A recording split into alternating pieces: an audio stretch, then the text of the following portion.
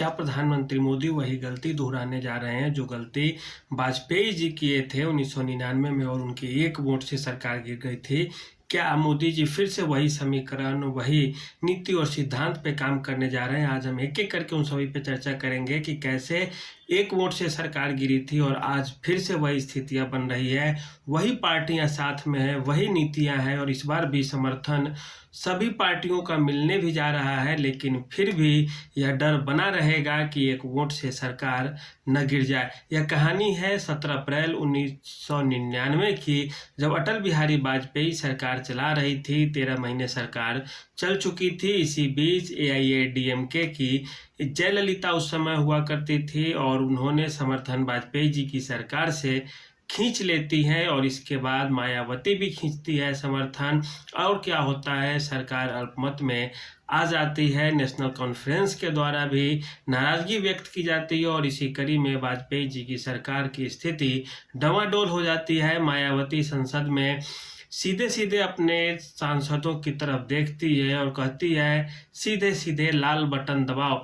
मतलब साफ था, मायावती भी सहयोग और समर्थन देने के पक्ष में नहीं थी। उस चुनाव में संभवतः मायावती को 12 से 13 सीटें मिली थी उत्तर प्रदेश में और सीधे सीधे वाजपेयी जी की सरकार गिरती है। और गिरने का जो सबसे बड़ा कारण था वह लोकसभा के स्पीकर का एक फैसला, जो स्पीकर उस समय तेलुगु देशम पार्टी की ही हुआ करते थे, जो उस समय जो थे स्पीकर लोकसभा के, उन्होंने सीधे सीधे कांग्रेस के प्रत्याशी गिरधर गोमांग को अनुमति दे देते हैं कि आप वोट डाल सकते हैं। जबकि हुआ यह था कि गिरधर गोमांग जो थे वह उड़ीसा के मुख्यमंत्री बन चुके थे, लेकिन चूंकि इससे पहले वे लोकसभा के सांसद थे, इस कारण स्थिति यह बनती है सीधे सीधे कि वे इस्तीफा नहीं देते हैं लोकसभा से, लेकिन मुख्यमंत्री बन जाते हैं, क्योंकि अगले 6 महीने में उन्हें विधानसभा में बहुमत सिद्ध करने थे। उस समय अटल बिहारी वाजपेयी के करीबी हुआ करते थे लाल कृष्ण आडवाणी और प्रमोद महाजन। प्रमोद महाजन गुना भाग के हिसाब से पूरा कैलकुलेशन करके बैठे थे कि सरकार के पास बहुमत पर्याप्त है, लेकिन यह गिरधर गोमांग ऐसा खेल करेंगे। कांग्रेस अंदर ही अंदर एक ऐसी साजिश रच रही है कि गिनी चुनी सरकार, मजबूत सरकार को गिराने के चक्कर में है, यह कोई नहीं जान रहा था। सीधे सीधे गिरधर गोमांग आते हैं। उस समय लोकसभा के सेक्रेटरी हुआ करते थे एस गोपालन और उस समय स्पीकर थे यही तेलुगु देशम पार्टी से आने वाले और चुने जाने वाले जीएस बालयोगी, और उन्होंने जीएम बालयोगी भी इन्हें कहा जाता था। और इन्होंने सीधे सीधे एक चिट्ठी पकड़ाई लोकसभा स्पीकर एस गोपालन को। एस गोपालन लेकर जाते हैं, टाइप करा कर लाते हैं कि इन्हें अनुमति दी जाती है वोट करने की। सारे की सारी भाजपा के नेता और भाजपा की सहयोगी पार्टियां हक्का बक्का रह जाती है कि आखिर ये कहाँ से आ गए। ये तो 2 महीना पहले ही मुख्यमंत्री चुने जा चुके हैं उड़ीसा के, और आज वोट करने संसद में आए। और अटल बिहारी वाजपेयी के साथ एक तरह से यह धोखा हुआ था। इसकी उम्मीद किसी को नहीं थी और कोई यह नहीं सोचा था कि इस तरह से सरकार गिर जाएगी हमारी। बात होता है उस समय जो जीएम बालयोगी थे तेलुगु देशम पार्टी से ही थे, लोकसभा स्पीकर के पद पर थे। तेलुगु देशम पार्टी भी नाराज चल रही थी, इस कारण सरकार बचाने का फैसला वो नहीं करती है और वो चाहती है कि सरकार गिर जाए। इसी कारण उनके स्पीकर ने सीधे उनको बोला कि अपने विवेक पे आके आप मत कीजिए। लोकसभा स्पीकर का आदेश था। होता क्या, कांग्रेस के पक्ष में मत जाता है और अटल बिहारी वाजपेयी की सरकार के पास बस 269 वोट रहते हैं और कांग्रेस के खेमे में 270 वोट होते हैं। एक लाल बटन हुआ करता था, एक हरी बटन। हरी बटन वाजपेयी जी की सरकार के समर्थन में थी, लाल बटन विरोध में था। विरोध को ज्यादा मत मिलता है और 269 मिलता है अटल बिहारी वाजपेयी को, 270 वोट मिलती है कांग्रेस गठबंधन को।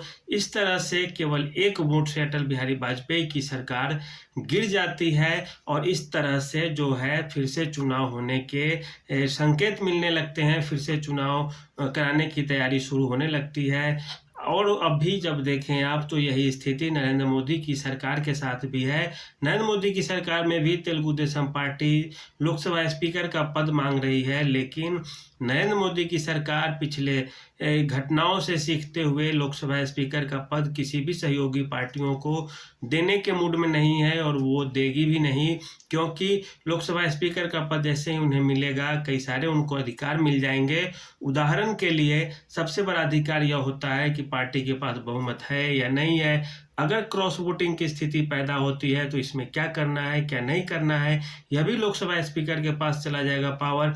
इसी कारण भाजपा किसी भी हाल में तेलुगु देशम पार्टी या किसी अन्य सहयोगी पार्टियों को लोकसभा स्पीकर का पद नहीं देने जा रही है, क्योंकि टीडीपी जो एक बार गलती कर चुकी है और फिर से दोबारा इसी उम्मीद पे या इसी आशा प्रत्याशा से लेकर करके कोई भी पार्टी या सरकार एक अपना पद नहीं दे सकती किसी भी पार्टी को, इतना बड़ा पद।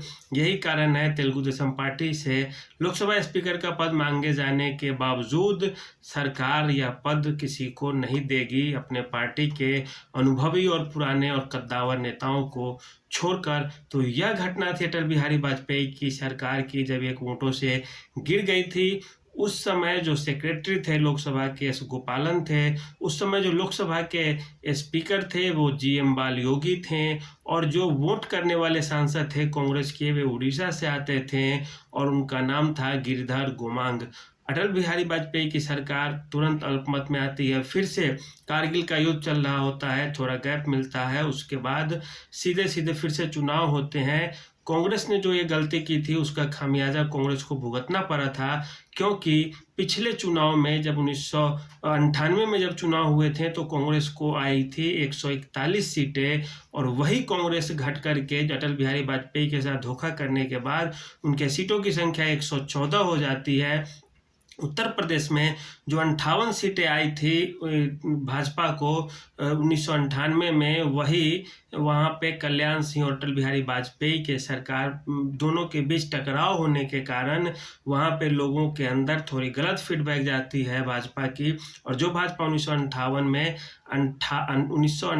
में 58 सीटें जीती थी, वही भाजपा फिर से 1999 में जब चुनाव होते हैं मध्यावधि दोबारा, तो वहाँ पे 29 सीटों पे सिमट जाती है। कुछ स्थिति इस बार भी उसी तरह की है। पिछली बार जो 62, 65, 70 सीटें जीतती थी भाजपा उत्तर प्रदेश में, इस बार सीधे सीधे घटकर 33, 34 पे आके सिमट गई है। सपा उससे ज़्यादा सीटें ले ली है, और यही स्थिति इस बार भी है। हालांकि इस बार मुख्यमंत्री योगी आदित्यनाथ के चेहरे को बदनाम करने की कोशिश की जाती है, प्रधानमंत्री मोदी को बदनाम करने की कोशिश की जाती है कि यदि प्रधानमंत्री मोदी जीत गए तो योगी मुख्यमंत्री नहीं रहेंगे, और इसका गलत संदेश लोगों के बीच में गया। हालांकि मुख्यमंत्री योगी और प्रधानमंत्री मोदी के बीच किसी तरह की कोई अटकलें नहीं है, लेकिन फिर भी इसके बावजूद जैसे ही चेहरे के ऊपर विवाद होगा एक ही पार्टी के अंदर, तो वोटें कम पड़ेंगे ही पड़ेंगे, सीटें कम होंगी ही होंगी। वही स्थिति इस बार भी हुई, सीधे भाजपा आधी हो गई।